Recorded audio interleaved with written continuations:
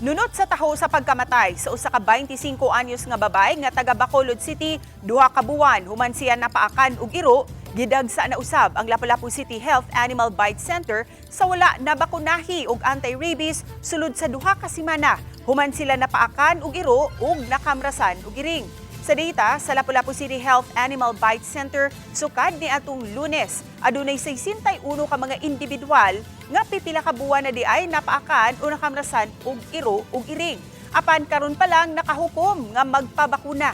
Samtang misaka usab ang gidaghanon sa mga napaakan ug nakamrasan og mga iro ug iring sa Lapu-Lapu City. Base sa data sa Animal Bite Center, gikan Enero hangtod Mayo ning tuiga, nakatala ang Lapu-Lapu City Health Office og 12,375 cases. Samtang sa samang mga buwan sa tuig 2024, nakatala ang dakbayan og 9,908 cases. Mulapas na gaya siya pati katong mga 2 months, murag i-consider na nato siya o kanang pre-exposure na siya. No? Matagaan ka po nato sila, makavira nato sa day 0, day 7 o day 21. Makuanan gapon siya kanaging proteksyonan gapon siya.